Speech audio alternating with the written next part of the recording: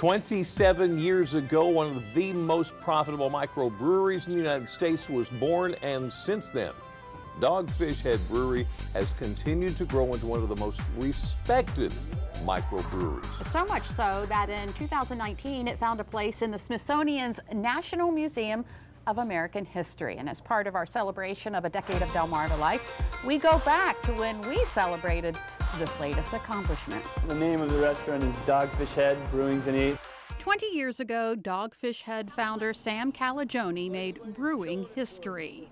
Last month, he found out one of his accomplishments will soon be part of American history. When we got the news, it was like we wondered if it was junk mail or a joke email from someone, so pretty exciting news for us. This old school vibrating football game, along with a battered stainless steel boil kettle, are now part of the Smithsonian's National Museum of American History collections. I think the Smithsonian is recognizing that the craft brewing renaissance is worth documenting and celebrating. So how does an electronic toy from the 70s work its way into brewing history? Sam says it all started when Dogfish Head was the smallest craft brewery in the country.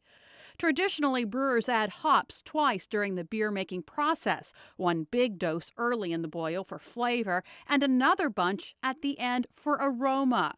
After watching a cooking show that suggested adding seasoning to soup throughout the simmering process enhanced the flavor, Sam had an aha moment that resulted in continual hopping. To figure out how, Sam looked no further than a local thrift shop. It's kind of ironic, one of our best retail accounts in the state is Outlet Liquors on Route 1. Well, in the mid-90s, it was actually a Salvation Army store, and all the local farmers and folks would trade in their old clothes and toys and equipment. And I remembered seeing one of those old vibrating football games at the Salvation store when I was shopping for flannel shirts or something. Sam and his co-workers took the football game and rigged it at an angle over the brew kettle. The football players were replaced by hops. The vibrating playing field would shake and shimmy the hops, cascading down into the boiling wort at a consistent rate.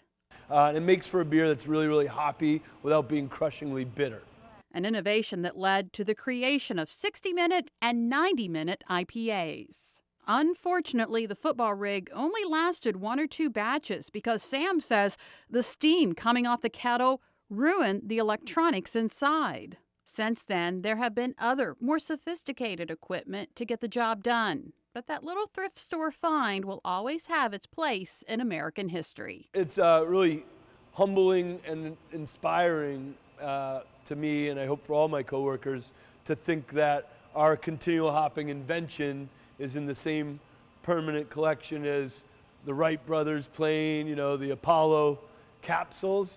Today, Dogfish Head produces about 300,000 barrels of beer a year. And Sam's role as founder and brewer has him spending more time out representing the brands across the country than in the brewery developing new ales. Days when I'm making a beer that's never existed before commercially are still my favorite days of work. That's what I probably love to do the most. Sam says with a recent merger with Boston Beer, there is plenty of opportunity to grow.